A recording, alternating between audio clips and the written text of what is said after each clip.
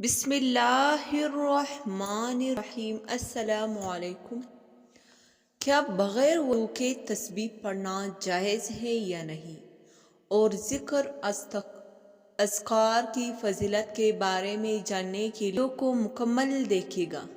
نبی کریم صلی اللہ علیہ وسلم کا ارشاد گرامی ہے، دل دو چیزوں کا غفلت اور گناہ سے زنگ پکڑتا ہے۔ دو چیزوں سے ہی زندہ کیا جا سکتا ہے اور دل کو روشن کیا جا سکتا ہے۔ وہ دو چیزیں ہیں، پہلا استغفار اور دوسرا ذکر الہی۔ حضرت ابو دردہ رضی اللہ تعالیٰ عنہ کا قول ہے، ہر چیز کو چمکانے کے لیے کوئی نہ کوئی چیز ضرور ہوتی ہے، لیکن دلوں کو ذکر الہی سے ہی چمکایا جا سکتا ہے۔ علامہ ابن قیم رحمۃ اللہ علیہ فرماتے ہیں، ایک مرتبہ شیخ مجھ سے کہنے لگے، محبوس وہ نہیں جسے قید کر دیا جائے، بلکہ محبوس وہ شخص ہے جس کا دل اپنے رب سے رک جائے، اور اسیر وہ نہیں جو گرفتار ہو جائے، بلکہ اسیر وہ شخص ہے جو خواہشات کا اسیر ہو، خواہشات کے پیچھے لگے ہوئے ہو۔ ایک مرتبہ رسول اکرم صلی اللہ علیہ وسلم نے مکہ شریف کی طرف سفر کرتے ہوئے پہاڑ سے گزرتے ہوئے ارشاد فرمایا، مگر مخدون سبقت لے گئے۔ آپ سے پوچھا گیا، اے اللہ کے رسول صلی اللہ علیہ وسلم، مگر مردون کون سے لوگ ہیں؟ فرمایا، مغردون وہ لوگ ہیں جو کثرت سے اللہ کا ذکر کرنے والے ہیں، چاہے وہ مرد ہو اور عورتیں ہوں۔ صحیح مسلم کی روایت ہے، نبی کریم صلی اللہ علیہ وسلم نے فرمایا، ذکر الہی کے لیے کوئی جب بھی اور جہاں بیٹھ سکتا ہے تو ملائکہ ان پر یہ گیرا ڈال دیتے ہیں جب وہ لوگ ذکر کرتے ہیں۔ اللہ کی رحمت ان کو ڈانپ لیتی ہے اور اللہ تعالیٰ ان کا اپنی مجلس میں تذکرہ فرماتے ہیں۔ صحیح مسلم کی روایت ہے، آپ صلی اللہ علیہ وسلم نے ارشاد فرمایا، اللہ کا ذکر کرنے والے اور نہ کرنے والے کی مثال زندہ اور مردہ کی سی ہے۔ ذکر کرنے والا شخص زندہ ہے اور نہ کرنے والا مردے کی برابر ہے۔ حضرت ابو ہریرہ رضی اللہ تعالیٰ عنہ نے رسول اللہ صلی اللہ علیہ وسلم سے روایت کیا ہے کہ آپ صلی اللہ علیہ وسلم نے فرمایا، اللہ عز و جل ارشاد فرماتے ہیں، میں اپنے بندے کے ظن کے مطابق اس سے معاملات کرتا ہوں، اس کے گمان کے مطابق۔ جب وہ بندہ مجھے یاد کرتا ہے، میں علم کے لحاظ سے اس کے پاس ہوتا ہوں، مجلس میں یاد کرے تو میں اس شخص کو اس سے بہتر مجلس میں یاد کرتا ہوں۔ جب میرا بندہ میری طرف ایک بالش آئے تو میں ہاتھ برابر آتا ہوں، جب بندہ میری طرف 2 ہاتھ برابر قریب آتا ہے تو میں چل کر آتا ہوں، تو میں دوڑ کر اس بندے کے پاس جاتا ہوں۔ ترمذی شریف میں ہے کہ آپ صلی اللہ علیہ وسلم نے فرمایا، جب تم جنت کے باغات سے گزرو تو وہاں سے کچھ کھایا کرو۔ صحابہ کرام رضی اللہ تعالیٰ عنہ نے عرض کیا، یا رسول اللہ کون سے باغات؟ تو آپ صلی اللہ علیہ وسلم نے فرمایا، ذکر کے حلقے، ذکر الہی۔ اللہ جل جلالہ کا ذکر کرنے والے کے لیے جنت میں درخت لگا دیتے ہیں۔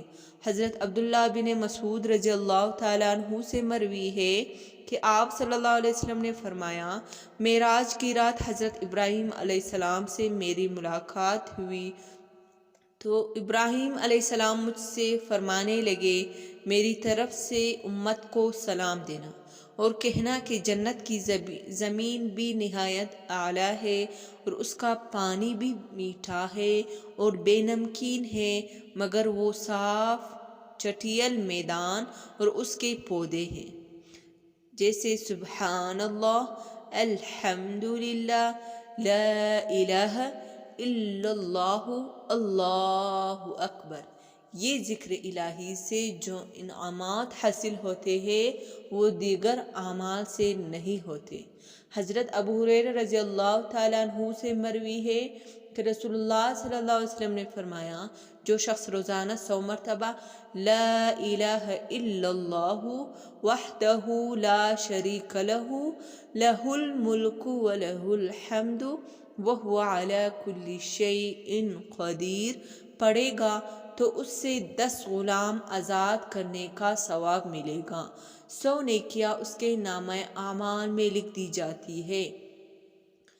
صبح سے شام تک وہ شخص شیطان کے شر سے محفوظ رہتا ہے اور اس کے اعمال سے بڑھ کر کسی کا عمل افضل نہیں ہوتا مگر یہ کہ اس سے بڑھ کر کوئی اور عمل کرے۔ جو شخص دن میں 100 مرتبہ سبحان اللہ و بحمدہ سبحان اللہ العظیم کہے اس کے تمام گناہ معاف ہو جاتے ہیں، چاہے وہ سمندر کے جاگ کے برابر ہی کیوں نہ ہوں تب بھی معاف ہو جاتے ہیں۔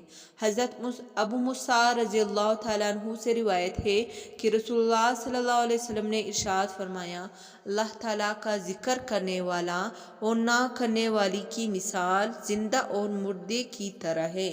عبداللہ بن بصر رضی اللہ تعالیٰ عنہ فرماتے ہیں کہ ایک شخص نے عرض کیا اے اللہ کے رسول صلی اللہ علیہ وسلم اسلام کے احکام کی مجھ پر کثرت ہو چکے ہیں، لہٰذا آپ صلی اللہ علیہ وسلم مجھے کوئی آسان سی چیز بتا دیں جس پر میں عمل کرتا رہوں۔ تو آپ صلی اللہ علیہ وسلم نے فرمایا کہ تیری زبان ہمیشہ اللہ کے ذکر سے تر رہنی چاہیے۔ ابن ماجہ میں حضرت جابر بن عبداللہ رضی اللہ تعالیٰ عنہ فرماتے ہیں کہ میں نے رسول اللہ صلی اللہ علیہ وسلم سے سنا کہ آپ صلی اللہ علیہ وسلم نے فرمایا افضل ذکر لا الہ الا اللہ ہے اور افضل دعا الحمدللہ ہے۔ رسول اللہ صلی اللہ علیہ وسلم نے فرمایا جو قوم اللہ کا ذکر کرتی ہے تو فرشتے انہیں اپنے گھیر میں لے لیتی ہے اور رحمت انہیں ڈانپ لیتی ہے اور ان پر سکونت نازل ہوتی ہے۔ اللہ تعالیٰ ان کا تذکرہ اپنے فرشتوں سے کرتا ہے بطور فخر جو اس کے پاس یعنی اللہ تعالیٰ کے پاس ہوتے ہیں۔ آپ صلی اللہ علیہ وسلم نے ارشاد فرمایا جو لوگ اپنی مجلس میں اللہ تعالیٰ کا ذکر نہیں کرتے اور نہ ہی اپنے نبی پاک صلی اللہ علیہ وسلم پر درود بھیجتے ہیں تو ایسی مجلس میں حصہ لینا حسرت اور نقصان دہ ہوتی ہے۔ اللہ اگر چاہے تو انہیں عذاب دے اور اگر چاہے تو انہیں معاف کر دے۔ محترم ناظرین، بغیر وضو کے تسبیح پڑھ سکتے ہیں یا تسبیح پڑھنے کے لیے وضو کرنا ضروری ہے؟ تو اس بارے میں ابھی ہم بتائیں گے۔ اسی طرح ایک اور سوال بھی کیا جاتا ہے کہ کیا بغیر وضو ہم تسبیح کو چھو سکتے ہیں، اس سے ہاتھ میں پکڑ کر ذکر اور استغفار کر سکتے ہیں؟